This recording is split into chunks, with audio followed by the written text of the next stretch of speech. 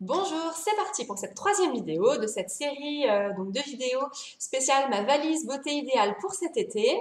Hier on a parlé de l'autobronzant, aujourd'hui on va parler produits d'hygiène, le déo. Alors, enfin ce déo précisément, qui est vraiment génial. Ne me dites pas que vous ne connaissez pas encore les déodorants Clémence et Vivien.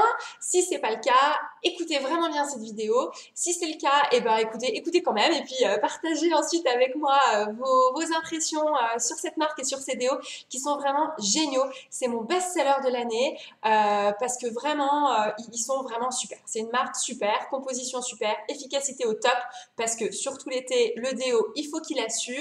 Donc voilà, c'est vraiment top.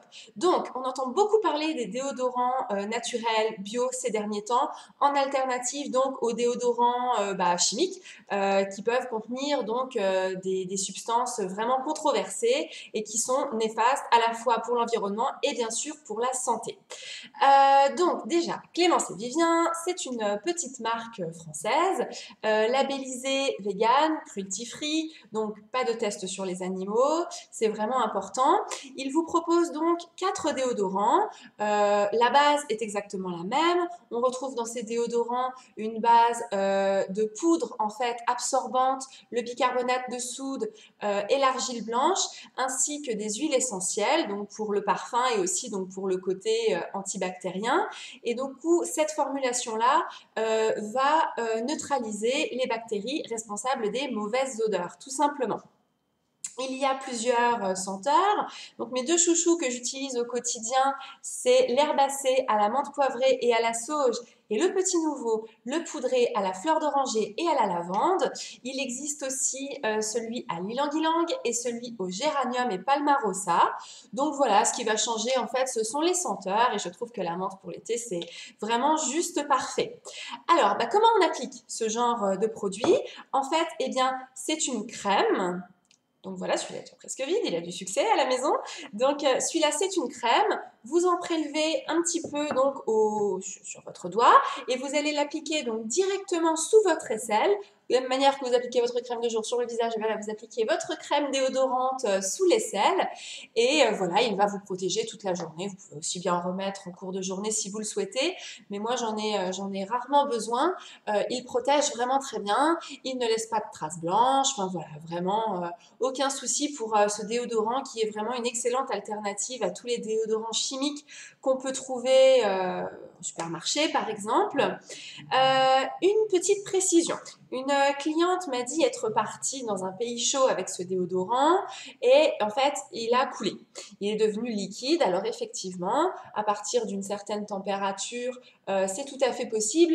Il peut déphaser, devenir liquide. Surtout, ne le jetez pas. C'est normal.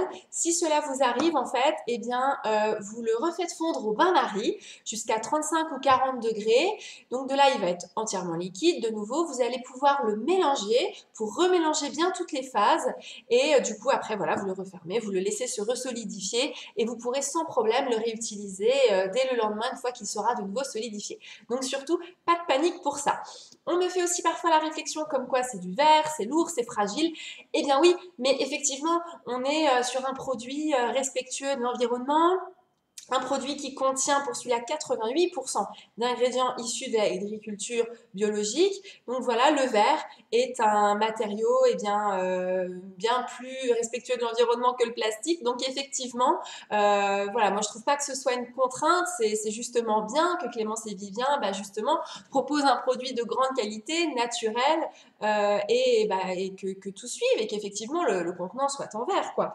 Donc pour ça, voilà, c'est vraiment un avantage selon moi. Et puis bien quand il est vide, ne le jetez pas dans votre poubelle d'ordures ménagères et faites le tri et allez le mettre hop, comme vos bouteilles de bière et de vin de la soirée du week-end dernier. Mettez-le donc dans les bacs de recyclage spéciaux pour le verre.